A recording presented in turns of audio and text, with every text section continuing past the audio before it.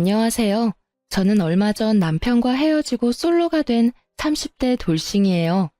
혹시 말 한마디로 천냥빚 갚는다는 속담 다들 아시나요? 제가 들려드릴 사연은 말 한마디로 천냥빚도 만들 사람의 이야기랍니다.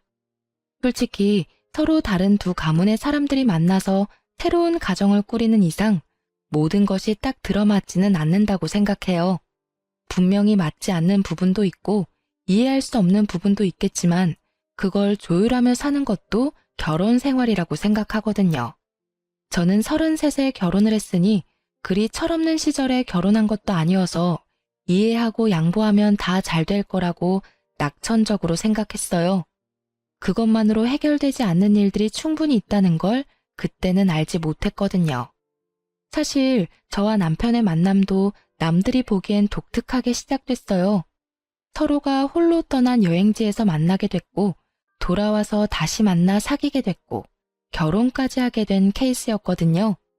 그래서 그런지 처음부터 우리는 운명이 아닌가 하는 생각에 잔뜩 사로잡혀 있었던 것 같아요.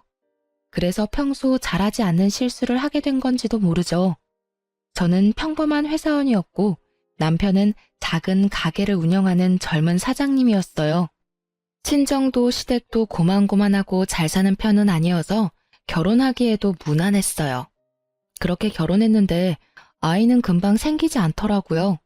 그래도 저는 그렇게 급하게 굴지 않았어요. 지금 생각해보면 생각보다 만만치 않은 시댁 식구 때문에 아이를 낳는 게 나중에 힘들지도 모른다는 어떤 예감이 들어서 애가 생기지 않았던 건지도 몰라요. 물론 그런 것 때문에 아이를 낳지 않으려 애쓴 건 아니었어요. 오히려 애는 썼지만 생기지 않았으니까. 왜 그런 생각을 했냐면 결혼 후에 드러난 시댁 식구들과 남편의 민낯 때문인데요. 남편은 결혼 전에는 자상하고 친절한 가정적인 사람이라고 생각했는데 결혼하고 나니 힘든 상황이 오면 먼저 발을 빼는 사람이더라고요. 특히 저와 시모가 다투게 됐을 때는 빛보다 빠르게 그 현장에서 사라지는 게 남편이었거든요. 그리고 일이 어느 정도 해결될 때쯤 조용히 모습을 드러내는 그런 사람이었어요. 시모는 말투가 직설적이고 생각 없이 말하는 타입이었어요. 그리고 시부는 우리에게 주는 건 없으면서 매번 우리가 버는 걸 뺏어가는 사람이었고요. 솔직히 그런 것들이 다 싫었지만 이미 결혼을 했고 죽어도 이 집 귀신이 되자 싶은 마음으로 시댁을 이해하려 했지만 결국은 이해하지 못하고 헤어지게 되더라고요. 그날은 바야흐로 시모의 생일이었습니다. 제가 결혼하고 나서 4번째로 맞이하는 생일이었죠. 결혼 생활 4년치의 경험이 쌓이니 아무래도 피해야 할 것들은 미리 피하는 요령이 생기더군요. 그게 바로 시모와의 대화였어요. 시모는 항상 한마디 덧붙이는 말 때문에 항상 사람들 기분을 언짢게 만드는 재주가 있으셨거든요. 솔직히 처음에는 화나서 혼자 열폭하기도 했는데 이쯤 되니 굳이 말을 섞지 않으면 된다는 걸 깨닫게 되더라고요. 그래도 순간 방심하면 시모의 수다에 넘어가 결국은 기분 상한 소리를 듣게 되는 경우가 종종 있었습니다. 이번 시모의 생일에는 올 가족이 많았어요. 작년에 결혼한 시동생네와 막내 아가씨 그리고 첫째 아가씨는 쌍둥이까지 데리고 와야 했거든요. 인원이 늘어난 만큼 챙길 게 너무 많아져서 그러면 이러지 말고 밖에서 사 먹자는 이야기가 나왔어요. 형제 자매들끼리 먼저 이야기를 하고 시부모에게 이야기를 해서 의견을 조율한 거죠. 여기까지는 아무런 문제가 없었어요. 생각보다 부드럽게 넘어갔으니까요. 작년까지는 제가 생일상을 차려드렸는데 이번부터 못하게 됐으니 일부러 좋은 한정식 집에 예약을 하고 우리가 돈도 더 많이 내기로 남편과 이미 이야기가 다 끝난 상태였어요. 그런데 코스 요리가 끝나고 식사로 미역국이 나왔을 때 시모가 부릉부릉 시동을 걸더군요. 이렇게 밖에서 먹으니 새롭고 맛있어서 좋긴 하네. 첫째가 작년까지 챙겨주긴 했지만 아무래도 전문 한정식 집에는 못 미치지. 그렇지 않니 둘째야? 내 음식 솜씨가 나쁘다는 말을 하고 싶으면 제게 말하면 될 일을 굳이 둘째 며느리인 동서에게 말하는 것이 딱 어머니식 화법이었어요. 남의 허물을 제 3자에게 알려서 다 퍼뜨리게 만드는 것. 참 나쁜 버릇이기도 했죠. 그렇지만 저는 이 정도로 흔들리지 않았어요. 제가 처음에도 말씀드렸다시피 시모는 원래 그런 말을 잘하는 분이셨고 저도 내공이 쌓일 대로 쌓였으니까요. 그러셨어요? 그러면 처음부터 한정식 집으로 모실 걸 그랬네요. 어머님이 이렇게 좋아할 줄 몰랐네요. 좋아한다니 저로서는 다행인 일인데 그 말이 본심이 아니었다는 게 더 큰일이었죠. 솔직히 이렇게 먹으면 좋기야 하지만 이 돈은 누가 다 내니? 그래서 나는 좀 억울해. 내가 받아야 할 걸 제대로 못 받은 기분이 들어서. 시어머니 생신상을 맏며느리가 해주면 얼마나 좋아? 서로 간에 마음도 통하고 정성도 들고. 무엇보다 다른 사람 보기 얼마나 좋니? 이렇게 돈으로 해결하려는 거 보면 다른 사람들이 욕할 거 뻔하잖아. 혹시 너 친정집에서도 어른들 생신에 돈으로 때우려 하니? 그 이야기를 듣는 내내 뱃속에서 불덩어리가 치밀어 오르는 걸 꾹꾹 눌러 참느라 애썼어요. 누가 들으면 제가 시모 생신상을 안 차린 것처럼 말하니 말이죠.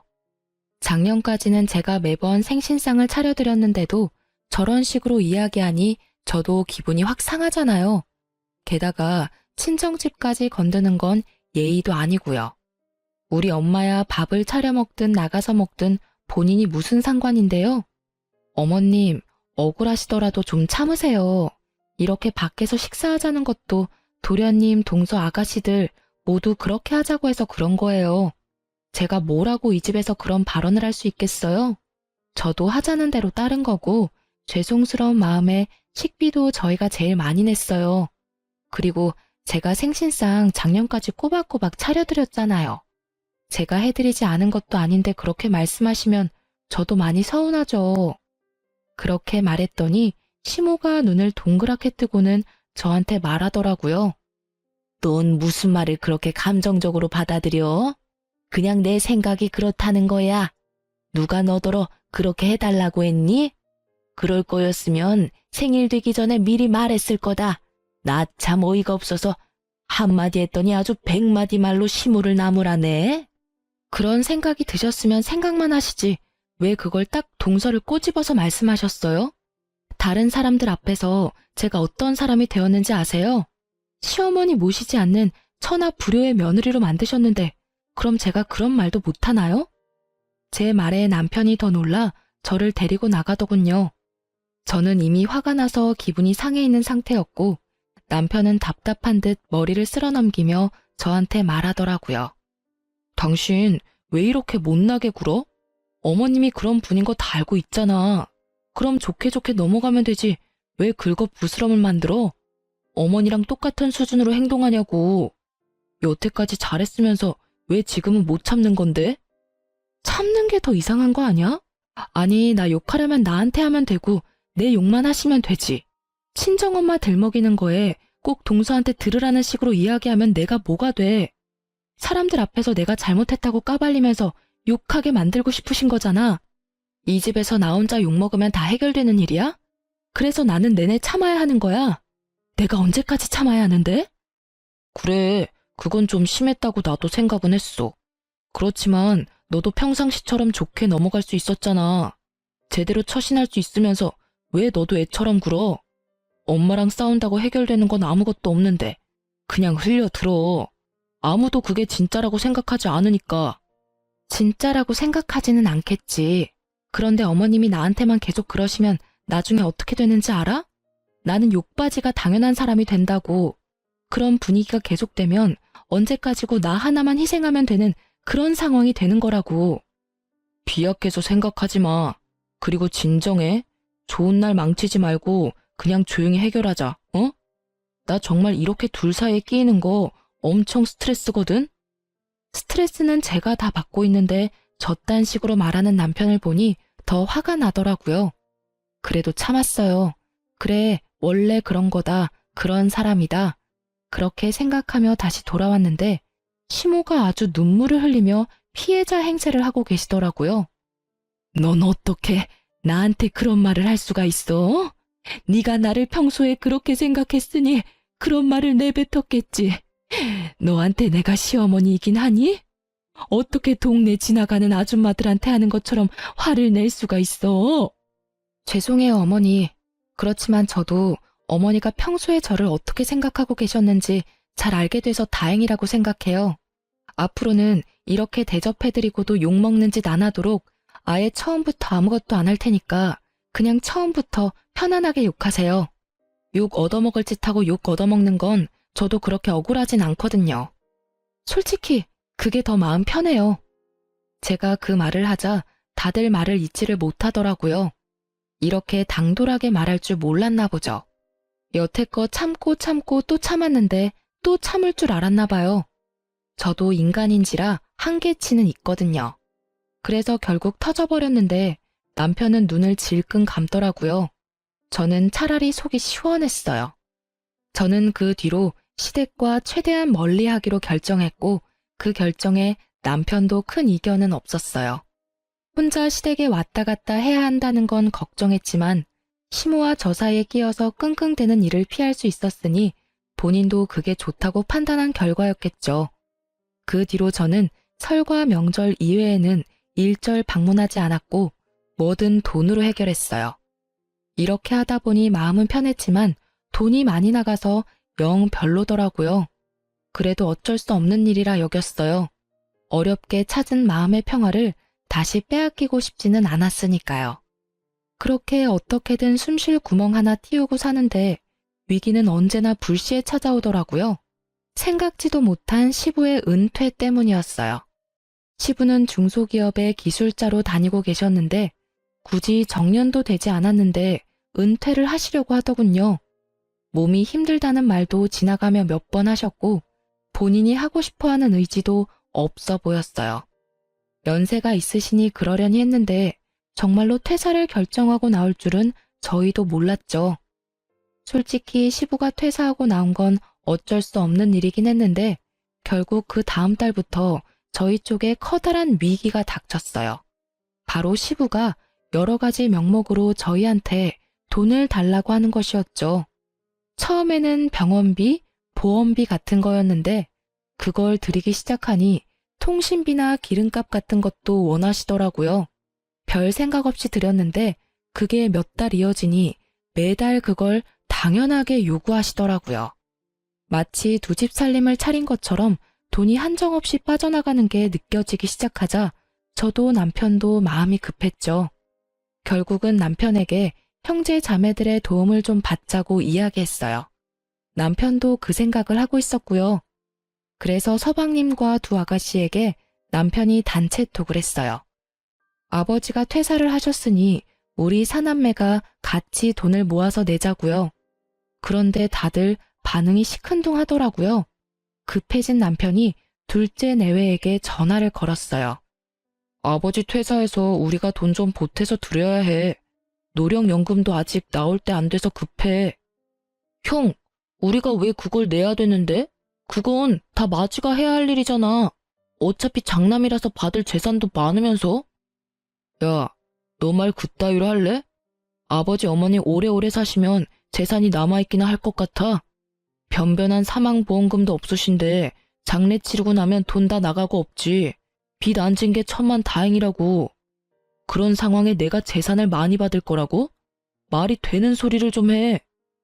맞아요. 그게 어떻게 마지가 당연히 해야 되는 일인데요? 그래서 말씀드리기 전까지 몇 달을 이 사람이 돈 내주고 있었잖아요. 저희도 이렇게 하다가는 곧 파산이라고요. 아니, 자식이 넷인데 어떻게 하나가 다 부양을 해요? 결국은 저도 합세에 싸워서 시동생도 돈을 같이 내기로 했어요. 두 아가씨들도 처음에는 난색을 표했지만 조금이라면 가능하다며 10만 원 정도씩은 내기로 했어요. 잘 걷어지거나 다들 흔쾌히 내는 것은 아니었지만 그래도 저희의 부담이 어느 정도 줄어들어 다행이라고 생각했죠. 그런데 시부는 저희가 매달 드리는 30만 원의 용돈에서 20만 원을 더 보태서 달라며 어린애 떼쓰듯 요구하기까지 하더라고요. 전화 통화할 때마다 닥달하는데 진짜 노이로제 걸리겠더라고요. 결국은 스트레스를 받은 저는 결국 이혼에 대한 생각이 조금 더 절실해졌어요. 그래도 이때까지만 해도 그리 심각한 수준은 아니었어요. 시부의 어이없는 요구는 저희 친정아버지가 돌아가시고 나서 더 심해졌어요. 아버지는 사망보험금을 2억 정도 남기고 돌아가셨어요. 교통사고였고 현장에서 사망한 터라 저희도 황망한 상태였었어요. 친정에는 저와 제 어린 여동생, 어머니만 있었던 터라 장례 치르는데도 너무 힘들었었죠. 그런데 장례가 다 끝난 다음 날 시부가 저와 남편을 불렀어요. 무슨 일인가 싶어 시댁에 갔더니 시부가 무척 궁금한 표정으로 묻더군요. 그래, 친정아버지 돌아가셨는데 부조금 들어온 거는 어떻게 하기로 했어? 들어온 만큼 나간 탓에 별로 남는 것 없었지만 제가 다 받았어요. 제 손님이 많기도 했고 제가 상주를 맡아서 어머니가 저더러 가져가라고 하셨거든요. 여자 셋밖에 남지 않은 집안에 여동생은 결혼조차 하지 않은 상태였고 남편은 상주가 하기 싫다고 하는 바람에 제가 상주를 맡게 됐었거든요. 보통은 사위도 상주를 많이 한다는데 요즘 세상에 남녀 차이 둘 필요도 없고 남편이 싫다니 그냥 제가 하는데 별 거부감도 없어서 제가 한 거였어요. 솔직히 제가 상주로 손님 받고 일 다 했으니 제가 받아온 것도 당연하다 싶었는데 시부가 이야기하더라고요. 그래, 그 돈 다 너희 것이니 다 받아와야지. 친정에서 아무리 우겨도 그건 너희 돈이야. 친정이라도 그런 건 확실히 해야 나중에 뒤탈이 안 생겨. 웬일로 멀쩡한 말을 하나 싶었는데 다음 말로 그 생각이 와장창 무너졌어요.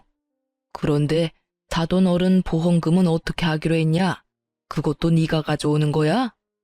가족이 셋뿐이니 셋이서 나누기로 했어요. 별 생각 없이 던진 말이었어요. 그렇게 하기로 결정이 된 상태였고 친정엄마가 저한테 7천만 원을 주기로 하셨어요. 그래, 그렇게 해야지. 당연한 일이야. 사망보험금도 다 같이 나누는 게 맞는 일이지. 그렇게 말하는 시부를 보며 왜 저런 당연한 말을 하시지 싶었는데 그 다음 날부터 시부에게서 전화가 왔어요. 아유, 며느라가 내 차가 요새 말을 안 들어. 어떻게 고치긴 해야 할 것 같은데 돈이 많이 들 것 같아서 고민이구나. 어떻게 해야 좋겠니? 차가 고장 나셨어요? 일단 그이한테 전화해서 물어보는 게 더 빠를 것 같아요. 제가 차를 몰지 않으니 차에 대해서 잘 모르거든요.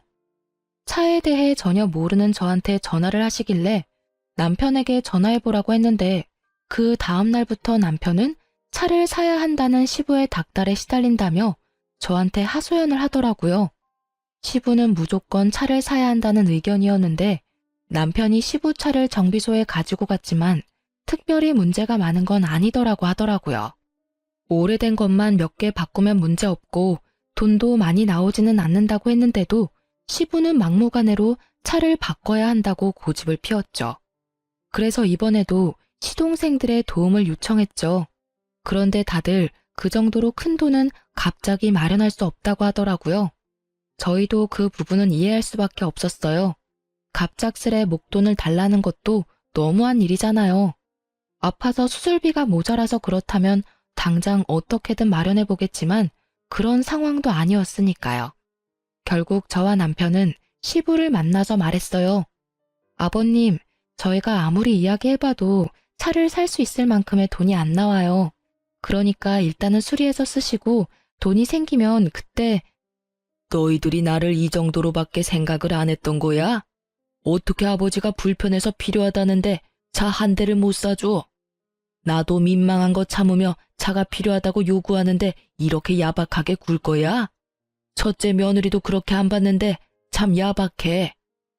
왜 이분은 또 저를 콕 집어서 이야기하는지 모르겠더라고요. 아니, 저한테 돈이라도 맡겨놓고 저런 말을 하시던죠. 어이없는 제가 뭐라 말을 잇지 못하는데 시부가 한마디 하더라고요. 너는 아버지 사망보험금도 받아서 남들보다 풍족한데 왜 그거 하나를 못 해줘? 그 돈 있으면서 너 나한테 이러는 거 아니다. 내가 너한테 못 해준 게 뭐냐? 그런데 너는 날 위해서 그 정도도 못 해줘? 네가 남도 아니고 내 며느리인데 당연히 시아버지한테 그런 건 다 해줘야 하는 거 아니냐?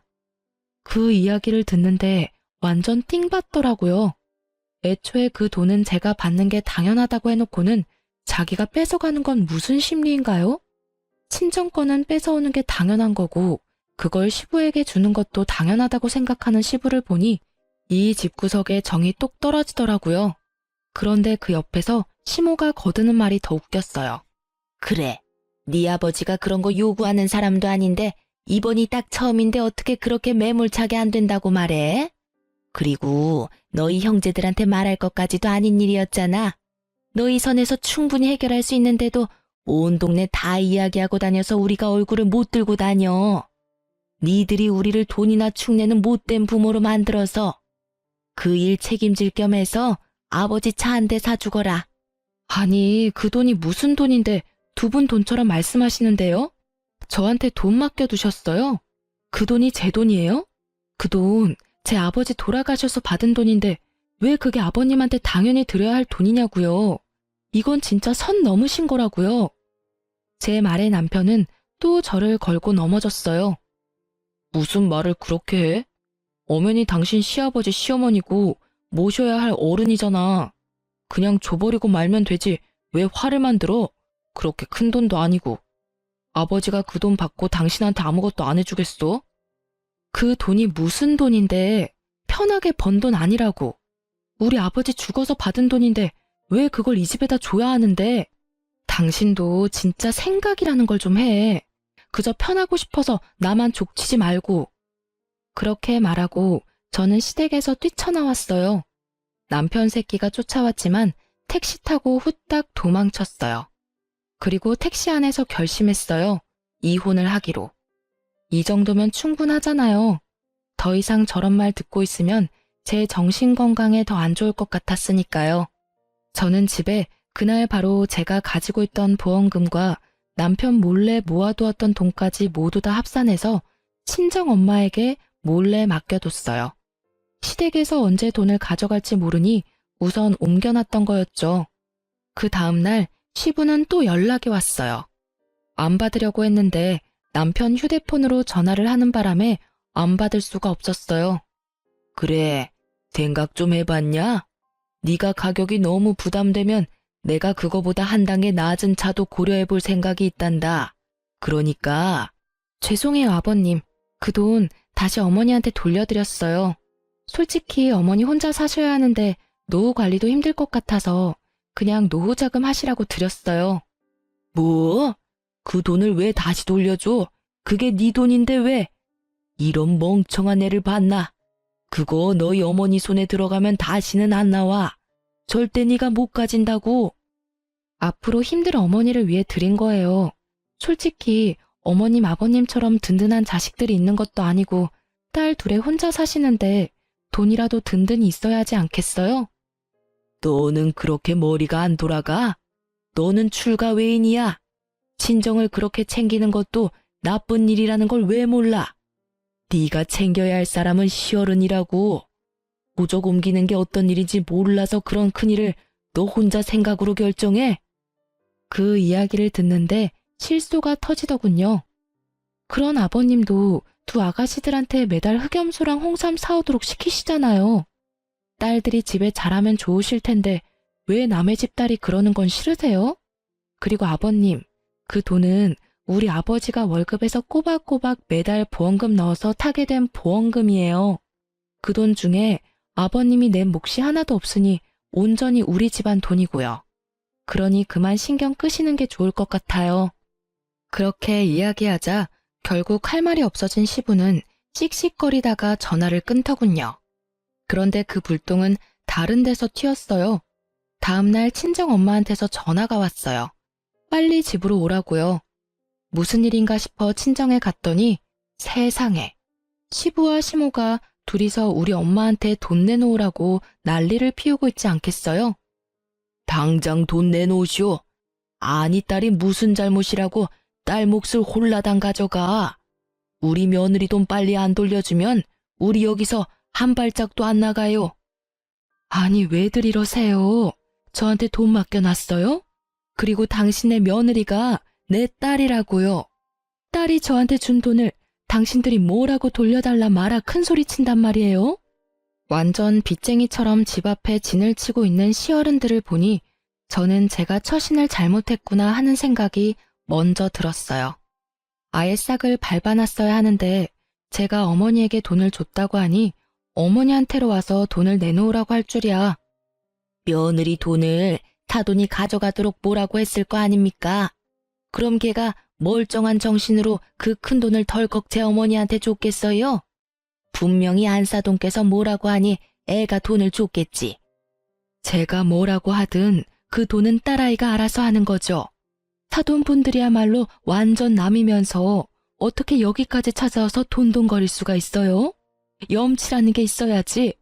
이렇게 뻔뻔하게 찾아와서 남의 남편 보험금을 내놓으라 말아 난리냐고요. 시부와 시모는 저희 엄마를 잡아먹을 것처럼 아주 둘이서 협공을 하더라고요. 그만하세요, 어머님, 아버님. 여기까지 무슨 일로 오셨어요? 설마 이렇게 큰일 만들려고 오셨어요? 왜 오긴? 우리가 뺏긴 돈 찾으러 왔지. 아니, 사돈도 그렇게 안 받는데 사람이 이렇게 융통성이 없고 사람이 포악해. 아니, 지금 그 돈을 뺏긴 게 누구신데요? 두 분 중에 그 돈 가지고 계셨던 분이라도 있으세요? 저한테 온 돈이었고 제가 어머니한테 드린 돈이라고요. 뺏긴 게 아니고 제가 자발적으로 드렸어요. 두 분한테 뺏길까 봐. 결국 저와 이야기에서는 끝이 보이지 않을 것 같아 남편을 불렀어요. 처갓집 앞에 서서 씩씩거리는 본인 부모님을 보던 남편도 당황한 듯 눈치를 보더라고요. 설마 진짜 장모집까지 찾아와서 행패를 부릴 줄은 몰랐나 보죠. 저는 설설 기는 남편을 쥐잡듯 잡았어요. 당신은 뭘 했길래 일을 이렇게 만들어? 어떻게 할 거야? 당신이 중간에 알아서 커트를 못 시키니까 결국에 이런 일이 벌어진 거 아니냐고. 너 편하자고 좋게 가자더니 이게 좋은 결과야? 당신 두 눈으로 똑똑히 봐. 우리 엄마가 지금 무슨 꼴을 당하고 있었는지. 매번 나한테 좋게 넘어가라고 하더니 도대체 당신은 뭘 하느라 이런 일이 터질 때까지 그냥 뒀어? 제가 큰 소리 내며 남편 탓을 하니 시모가 저한테 삿대질을 하며 말하더라고요. 이게 어디서 어른들 다 보는 데서 남편을 잡아? 네가 뭔데 귀한 우리 아들한테 뭐라 하냐고. 이게 오냐 했더니 누구를 호구로 보고? 어머니야말로 저희 집안을 호구로 보셨겠죠. 그게 아니면 감히 아버지 사망보험금을 시아버지 차살 돈으로 달라는 게 말이나 돼요? 이제 끝이야. 당신하고 더 이상 같이 못 살아. 아니, 안 살아. 이혼해. 우리 엄마한테 이런 꼴 당하면서까지 당신이랑 결혼 생활 유지할 필요 없다고 생각하니까. 제 말에도 남편은 이 상황이 혼란스러운지 갈피를 못 잡더라고요. 아니, 어디를 말려야 할지를 모르고 있다는 게 정확한 말이었죠. 오냐, 이혼하면 그 보험금도 반으로 갈라서 줘야지. 안 그러냐? 부부 공동재산인데 당연히 그렇게 해야지. 그러니 우리 아들한테 그 돈 반틈 줘야 하는 거 맞지? 저는 그 말에 말이 막히더라고요. 남의 부모 보험금을 왜 나눠요? 가만 보니 두 분이 착각하고 계시더라고요. 친정아버지 사망보험금도 재산 분할 시 나누는 거라고 생각하신 듯한데 제가 알기로는 그게 아니었거든요. 부부가 공동으로 재산 형성에 기여한 돈이 아닌 거라 그건 재산 분할에 들어가지도 않고 오래된 돈도 아니었기 때문에 해당도 안 된다고 들었거든요. 두 분 뭔가 착각하고 계신 것 같은데 제 아버지의 사망보험금 같은 건 재산 분할 대상이 아니에요. 부부가 공동으로 번 돈이 아니잖아요. 그리고 애초에 그 돈은 저희 어머니에게로 갈 돈이었고요. 어머니가 그 돈을 받는 사람이었기 때문에 어머니 돈이나 마찬가지라고요. 제가 시부모에게 그 말을 해줬는데도 두 분은 제 말을 거짓이라고 말하며 우기더라고요. 네가 우리한테 거짓말하는 거 모를 줄 아니? 재산 분할하려면 그런 돈도 다 포함해야지. 너처럼 그 돈 너희 어머니한테 보내면 불법이야. 뭐 저야 상관없었죠. 그분들이 뭐라고 생각하든 진실은 하나고 그 탓에 본인들이 불이익을 당하는 건 제 탓이 아니잖아요. 두 분의 무지 탓이니 말이죠. 결국에 저는 바락바락 끝까지 잘못된 정보를 우기는 두 사람을 놔두고 이혼 소송에 들어갔어요. 남편은 그래도 이런 식으로 헤어지는 건 좀 아니었는지 저한테 와서는 다시 돌아오라고 하더군요. 여보, 당신도 엄마 성격 잘 알잖아. 여태껏 잘해왔는데 왜 그렇게 갑자기 막 나가는데? 우리 두 사람만 생각해. 우리 서로 나쁘지 않잖아. 그래, 우리 두 사람은 나쁘진 않지. 그렇지만 당신 부모님 평생 안 보고 살 수 있어? 같이 보고 산다는 말은 당신이 또 나랑 시어머니 사이에 끼어서 고통받는다는 뜻이야. 그리고 그런 당신을 보는 나도 속이 미어 터지는 거고.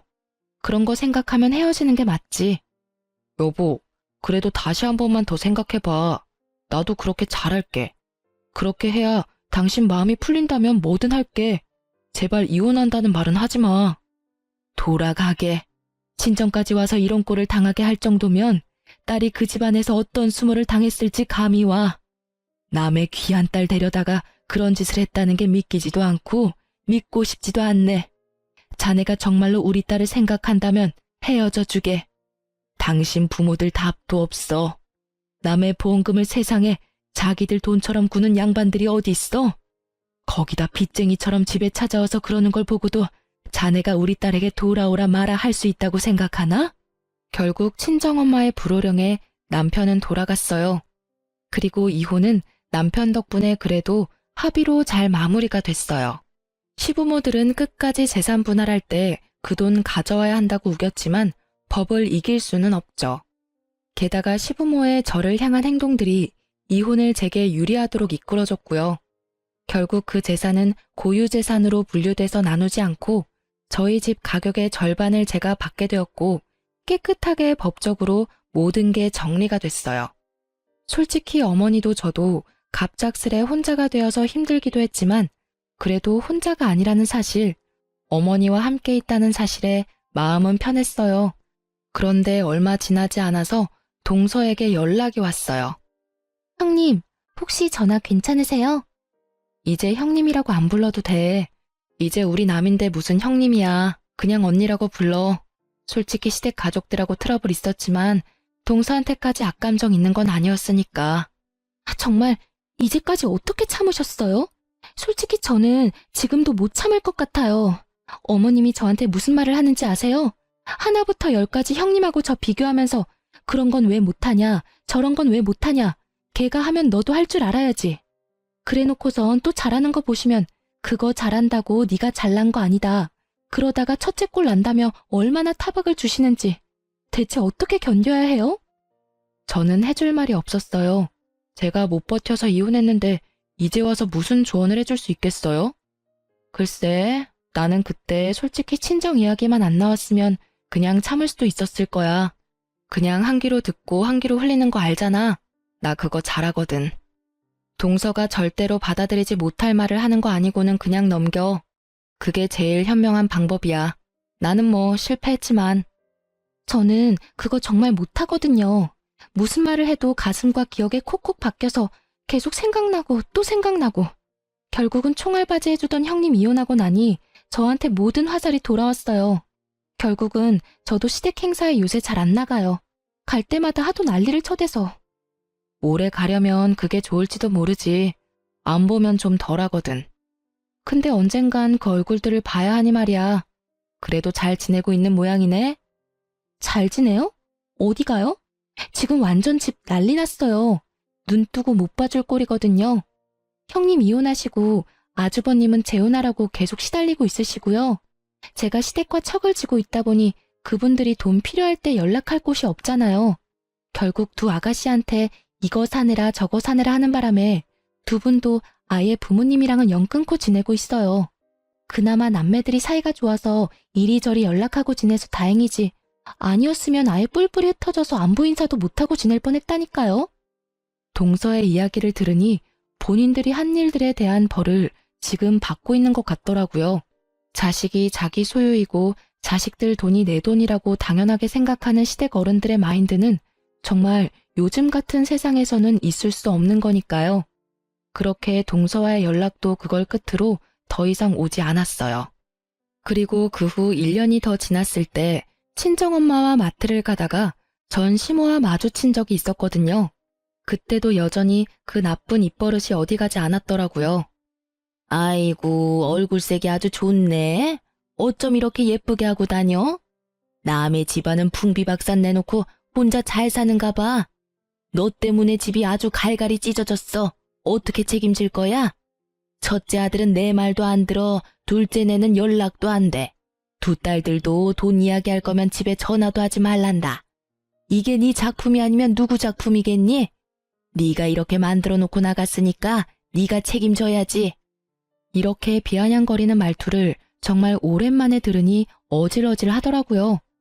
그러게요. 이혼하고 나니 얼굴이 피는 게 다들 좋은 일 있냐고 물어봐요. 좋은 일이긴 하죠. 그렇게 괴롭히던 사람이 없어졌으니까요. 그리고 자식들이 연락 안 하는 걸 제 탓으로 돌리지 마세요. 저는 이혼 후에도 이혼 전에도 시부모님 연락 받지 마라고 한 적 없어요. 그분들이 그렇게 했다면 다 그만한 이유가 있었겠죠. 솔직히 두 분만 모르고 나머지 사람들은 다 아는 이유가 있잖아요. 전화 걸 때 무슨 용건으로 전화 거는지 잘 생각해 보시면 감이 올 거예요. 제 말에 시모가 열받아서는 쌍심지를 켜고 눈을 부라리며 저를 쳐다보며 말하더군요. 아니 이년이 어디서 잘났다고 입을 나불거려? 가만 보자 하니 내가 니년 아래 것으로 보이냐? 좋게 말하면 좋게 알아들어야지. 어디서 어른 말에 토를 달고 말대꾸 하는 거야? 그리고 자식들이 그렇게 된 게 내 탓이라도 된다는 거야? 네가 그걸 무슨 수로 한다고 함부로 짓거려? 결국 저희 친정엄마가 열받아서 제 앞으로 나섰어요. 저희 어머니도 한 성격 하시거든요.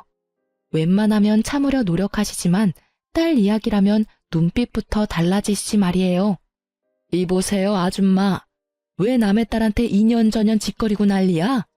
이미 이혼해서 남이고 좋은 일로 헤어진 것도 아닌데 왜 여기 와서 이 난리를 피우냐고. 망할 할망구가 늙어서 노망이 들었나? 노망?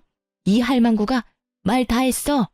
네가 자식령 교육을 똑바로 못 시켜서 이런 일 일어난 거잖아. 교육? 아줌마야말로 자식들한테 잘했으면 일이 이 지경까지 왔겠어? 그 집 자식들 다 떠난 게 왜 우리 딸 잘못이야? 당신들이 하도 잘못을 많이 했으니 자식들이 다 꼴 보기 싫어 떠난 거지. 웃기지도 않아. 자기가 잘못해놓고 남한테 왜 덤탱이야?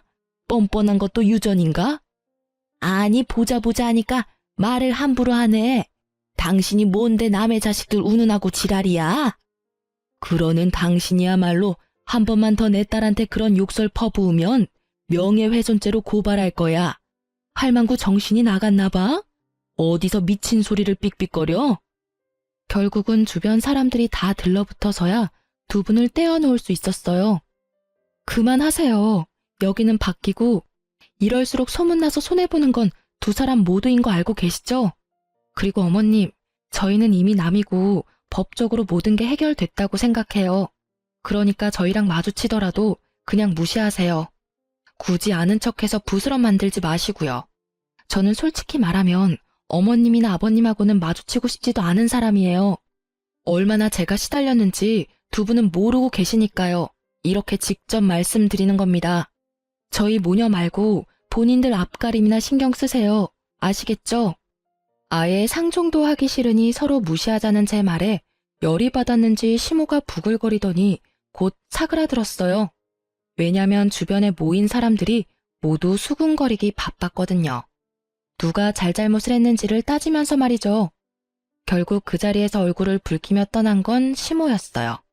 이미 어떤 짓을 했는지 동네에 소문이 파다했거든요. 그러게 자식들한테 잘했으면 이런 일 없었을 거고 남편도 알아서 저와 시모 사이 잘 중재했더라면 이렇게까지 될 일도 아니었어요. 나중에 엄마가 소문 하나를 들었는데 남편이 시모 등살에 재혼하려고 했지만 저런 시모가 붙어 있어서 재혼이 계속 불발됐나 봐요. 거기에다 남편 본인은 시모와 아내 사이에서 조율하는 게 힘들었었으니 다시는 그 경험을 하고 싶어 하지 않아서 재혼 생각은 아직 없는데도 시모가 계속 여자를 붙여주니 골치가 아픈 상황인 듯 하고요. 그리고 시모와 시부의 행동이 소문이 다 난 탓에 소개받은 여자들도 자식들과 영 끊고 사는 시얼은 독박 부양해야 된다는 걸 깨닫고는 점점 소개해주려는 사람도 사라졌다고 하더라고요. 그러니 며느리를 돈줄로 생각하면 안 되는 거였죠. 이렇게 소문날 거 왜 그렇게 난리법석을 떨었는지. 저와 남편 사이에 아이가 없었으니 혼자가 된 것도 나쁘지만은 않았어요. 만약 애가 있었다면 더 크게 힘들었을지도 모르고 이렇게 이혼을 결심하는 것도 힘들었을 거예요. 그렇지만 만약 똑같은 일이 벌어났다면 이혼을 하지 않겠다는 결정은 없었을 게 확실해요. 만약 내 아이가 있었더라면 그 아이에게 또 다른 불똥이 튀었을지도 모를 일이잖아요. 현재는 욕심 많고 말버릇 나쁜 시부모 때문에 제 인생에 이혼 경력이 한 줄 생기게 된 건 참을 수 없을 만큼 짜증이 날 뿐이에요. 지금 생각해보면 그런 말이 있잖아요.